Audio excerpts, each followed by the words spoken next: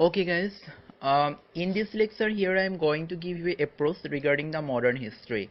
I will not be able to cover all the topics of modern history, but here I with my best try to give at first the movements, the main streams of Indian national movement, how to approach to the main streams of Indian national movements. That we all know that Indian national movement means the mainstreams are Swadeshi movement, non-cooperation movement, civil disobedience movement, and Quit India movement. Then how and which way we have to approach? This lecture is addressed to both the beginners and both the beginners and the students who are already going to prepare appear in pre. They can take it and as a last revise, as the moment of last revise. And here I am going to tell you how to give a how to prepare note on how to prepare wholesome notes regarding Indian freedom movement, in which way we have to approach. The first thing is that whether it is Swadeshi, non-cooperation, civil disobedience, and Quit India movement. At first, we have to we have to observe that what are the causes of the movement. Our first duty is to include the element of the causes in our note of every movement.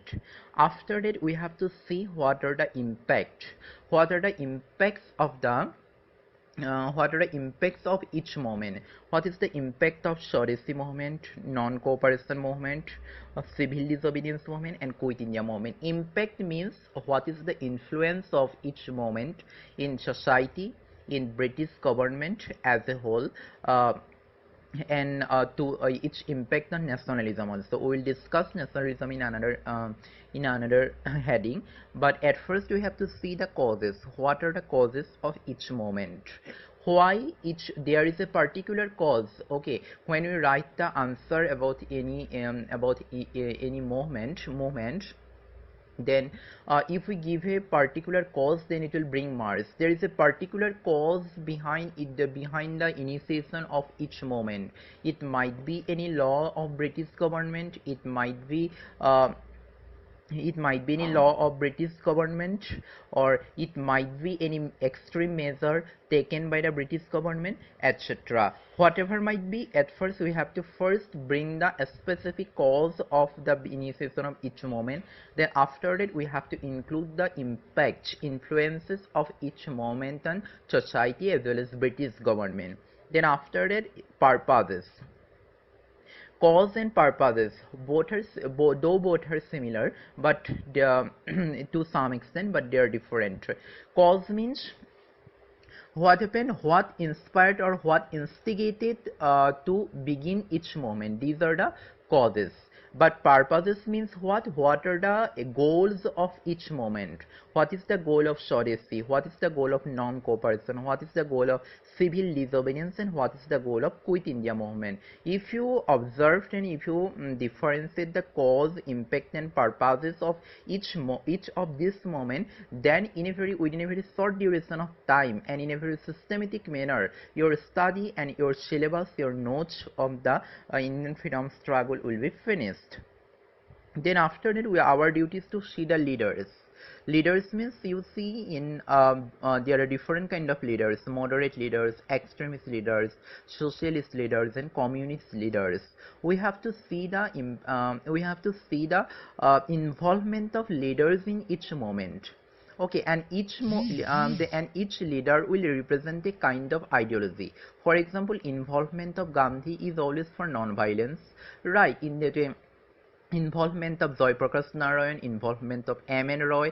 Okay, right. In this way, involvement of each leader actually represents a kind of era or represents a kind of particular ethos or motto in each moment, and thereby it contributes to the each moment. That's why in this heading we have to observe the participation and contribution of different various leaders with different ideologies to each moment.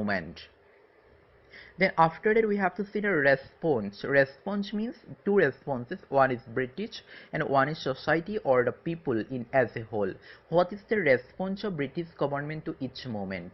In which way it dominated each movement? Whether British government has enacted any law in response to any government? Is there any constitutional advancement given by the British government to the response of any movement? It is the response. And what is the in which way Indians had embraced the movement, each movement? It is a response. Then another heading is the communal unity. Communal unity is a very most important element of each movement. Then in terms of each movement we have to observe that what is the status of communal unity, means is there any is the movement free from a communal bias, or is there any communal conflict in each movement, whether it is Swadeshi, non-cooperation, civil disobedience and Quit India movement? It is our duty to observe these things in terms of each movement. Then after that you see social reform. Though during the initial period of the National Congress, social reform was not an important topic in the Congress agenda, but as the time passed and as Gandhi participated in Indian national movement, social reform was became an alternative of national movement. Okay, social reform went side by side of the national movement in the active cooperation of Gandhi and National Congress. That is why we have to observe that what is the how social reform is related with each movement, whether it is Swadeshi, non-cooperation, civil disobedience and Quit India movement. It is another important point. Then after that we have to see the extension. Extension means what the each movement, what is the range or what is the what is the spread what is the range of spread of each movement, whether it is an all India movement, whether it is regional, whether it has been spread to the princely states or not. This is the extension. We have to observe the extension of this movement of each movement, right, from Swadeshi to Quit India movement. Then after that we have to see nationalism. Nationalism means to what extent each movement has been able to erode the feeling of patriotism or erode the feeling of sacrifice. We have to see this thing, the nationalism as a topic in Indian national movement, right. Then after that we have to see advancement to self-government. Advancement to self-government means the success of each, we can also say that the success of each movement, right from Swadeshi to Quit India movement, and it is also related to the constitutional development. Advancement to self-government is also related to constitutional development, means in to what extent each movement has been able to has been able to make the independence process superior. Okay, to what extent each movement has been able to bring a constitutional development, we have to see these things. Okay, we have to observe the cabinet mission, right, cabinet mission, August Afar. We have to observe these things in terms of each movement, means to what extent each movement has been able to garner the support of constitutional development, whether it is from the British government and whether it is in its own term. Like August, we have to observe all the congresses and the as well as the British law and British policies in terms of constitutional development and self-government under this heading.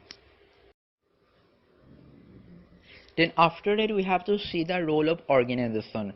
Role of organization means you see each with the beginning of each moment there are different organizations who actually were actually born, and they contributed directly or indirectly to the success or failure of each movement. We have to see the role of organization of to the in freedom to each movement under this heading. After the women participation, it is a very important topic. Then what is the role of women, right from Swadeshi to Quit India movement? Our duty is to see this thing under this head. After that, role of intelligentsia, role of press, and role of literature.